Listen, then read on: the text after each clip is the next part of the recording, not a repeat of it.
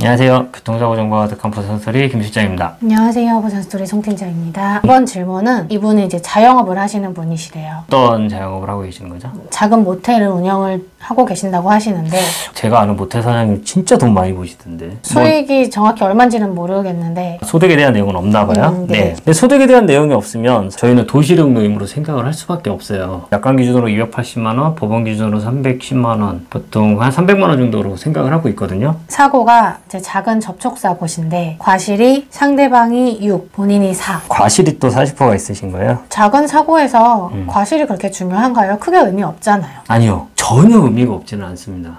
미세하게나마 영향을 주고 있어요. 그거는 이제 뒷부분에서 설명을 해드릴게요. 네, 이분이 중학생 자제분이 있다 보니까 입원을 하실 수도 없는 상황이고요. 그런 분들 많이 있죠. 근데 서 있으면 허리가 너무 아프고 통증이 심하신가 봐요. 많이 안 좋으신 상태라서 집안일도 하시고 하셔야 되는데 이런 게 다 힘드셔서 청소나 이런 부분은 이제 파출부를 쓰고 계신데요. 파출부를 쓰고 계신다고요? 네. 알바비도 드려야 되고. 알바비가 얼마 정도 나오는데요? 그거에 대한 금액은 없었는데. 그게 중요한 거는 아닌데 그 파출부에 알바비로 나가는 그 비용들 있잖아요. 이건 전부 다 피해자분께서 떠안아야 될 손해로 되실 거예요. 보상은 힘든 거고요. 네, 보상이 되는 내용은 아니에요. 근데 뭐 어쨌든 앞으로 합의금을 받아서 계속 치료도 받아야 되고 하는데 합의금이 한 350 정도면 적당할지 질문을 해주셨거든요. 차량 파손은 얼마나 되신 거예요? 이분 차가 스파크 차량이신데 수리비가 한 250 정도 나오셨대요. 차량 사고 사진이나 이런 게 있으면 좀 좋을 텐데 그거를 떠나가지고 일단 아까 도시력 노임이라고 산정을 한다고 했었지만 입원을 하지를 않으셨어요.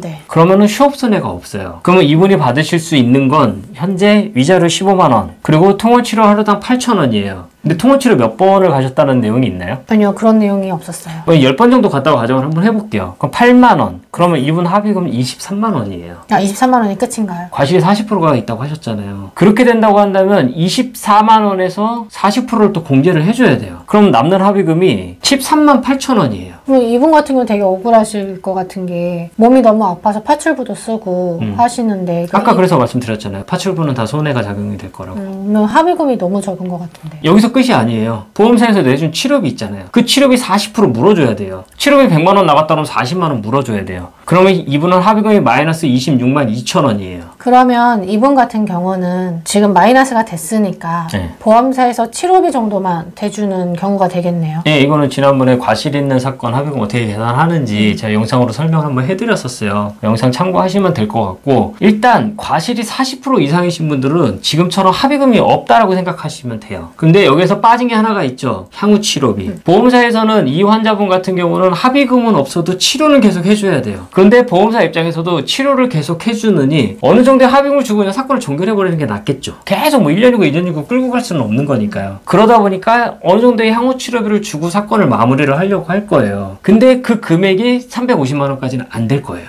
350만 원까지는 힘들다. 그렇죠. 보통 받으시는 게 뭐 100에서 150만 원 정도 이 정도 받으시면 많이 받는다고 생각을 하시거든요. 350만 원 달라고 하시면 보험사에서 계속 치료 받으라고 얘기할 거예요. 제가 생각을 할 때는 한 100에서 150만 원 정도 받고 합의가 이루어지지 않을까 그렇게 예상을 한번 해봅니다. 물론 나는 몸이 많이 아파요. 그리고 뭐 정밀검사를 했더니 뭐 디스크가 나오고 뭐 어떻게 했어요. 이렇게 되실 수도 있어요. 설령 디스크가 나온다고 하더라도 합의금 계산하면 한 500 정도 될 거예요. 그러면은 거기에서 40% 공제하고 치료비 물어주고 하면은 어차피 합의금 100만 원에서 150만 원 정도뿐이 안 돼요. 그러면 뭐 이분은 추가 진단이 나온다 하더라도 크게 달라질 게 없네요.